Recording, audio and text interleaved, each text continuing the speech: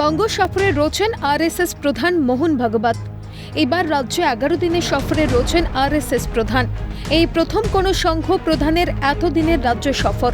সূত্রের খবর, এই সফরে কলকাতা এবং বর্ধমানে একগুচ্ছ কর্মসূচিতে অংশ নেওয়ার কথা সরসংঘ চালকের। এর মধ্যে সংঘের সর্বোচ্চ কমিটি অখিল ভারতীয় টলির বৈঠকেও অংশ নেওয়ার কথা রয়েছে মোহন ভাগবতের। জানা যায়, গত বৃহস্পতিবার রাজ্যে এসেছেন মোহন ভাগবত। দিল্লি বিধানসভা নির্বাচনের ফলাফল ঘোষণার ঠিক দুদিন আগেই রাজনৈতিক পর্যবেক্ষকদের একাংশের মতে দিল্লিতে বিজেপির অভাবনীয় ফলের নেপথ্যে আরএসএসের ভূমিকা ছিল অনেকটাই। সূত্রের খবর, দিল্লি নির্বাচনের প্রায় এক বছর আগে থেকেই সংঘের একাধিক প্রচারক দিল্লিতে ঘাঁটি গেড়েছিলেন। শুধু তাই নয়, নির্বাচনের 2 মাস আগে থেকেই প্রায় 50,000 টলি বৈঠক করেছে সংঘ পরিবার। সূত্রের খবর, লোকসভা নির্বাচনে বিজেপির ফলাফল নিয়ে উদ্বিগ্ন ছিল সংঘ পরিবার। তারপর থেকে যতগুলি রাজ্যে বিধানসভা নির্বাচন এবং উপনির্বাচন হয়েছে, তাতে আসরে নেমেছিল আরএসএস। 2026 সালে পশ্চিমবঙ্গে বিধানসভা নির্বাচন হয়েছে। তার আগে চলতি বছরেই রয়েছে বিহার বিধানসভা নির্বাচন। এই অবস্থায় আরএসএস প্রধানের এই রাজ্য সফর যথেষ্ট তাৎপর্যপূর্ণ বলে মনে করছে রাজনৈতিক মহল। সূত্রের খবর, এই সফরে বর্ধমানে যাবেন আরএসএস প্রধান। সেখানে বৈঠক ও জনসভা করার কথা রয়েছে তার। সূত্রের খবর, 26-এর বিধানসভা ভোটের আগে রাজ্যে ছোট ছোট টলি বৈঠক করবে আরএসএস। পাশাপাশি যেখানে সংঘের শাখা রয়েছে, সেখানে তাদের আলাদা করে কর্মসূচি নিতে বলা হচ্ছে। বিশেষ করে বাংলাদেশের সংখ্যালঘুদের বর্তমান অবস্থা জনগণের কাছে তুলে ধরতে হবে।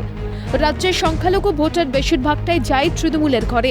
সে কথা মাথায় রেখেই সংখ্যাগুরুদের ভোট ভাগাভাগি রুখতেই এই কর্মসূচি বলে মনে করছেন রাজনৈতিক বিশ্লেষকরা। সূত্রের খবর, মার্চ মাস থেকেই আরএসএস এর প্রচারকদের গ্রামে গ্রামে গিয়ে জনগণের সঙ্গে যোগাযোগ স্থাপনের বার্তা দেওয়া হচ্ছে। এমনকি সংখ্যালঘু অধ্যুষিত এলাকাতে যাওয়ার জন্যও আরএসএস এর প্রচারকদের নির্দেশ দেওয়া হচ্ছে বলে সূত্রের খবর। পাশাপাশি সংখ্যালঘুদের নিয়ে কোনো বিরূপ মতামত বা ধারণা পোষণ করা যাবে না বলেও বার্তা দেওয়া হচ্ছে সংঘের তরফে। এবার রাজ্যে জনসংযোগের মাধ্যম হিসেবে ছোট ছোট টলি বৈঠককে ব্যবহার করতে চাইছে সংঘ পরিবার বলে সূত্রের খবর। এবার এ রাজ্যেও একই ছোট ছোট টলি বৈঠক করতে চলেছে আরএসএস।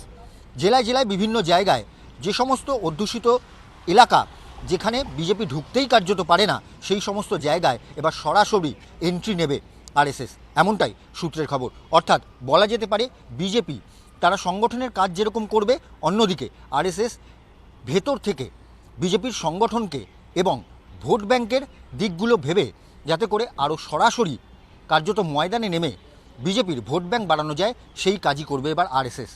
অর্থাৎ সব মিলিয়ে 2026 বিধানসভা নির্বাচনের আগে আরএসএস এবার বিজেপির হয়ে ময়দানে নামতে চলেছে। আরএসএস প্রধানের এই রাজ্য সফরে বঙ্গ বিজেপির পালে হাওয়া লাগে কিনা, সেদিকেই নজর রাজনৈতিক মহলের। ক্যামেরা লিসেনদের সঙ্গে প্রীতিশ বন্দ্যোপাধ্যায়, ক্যালকাটা নিউজ।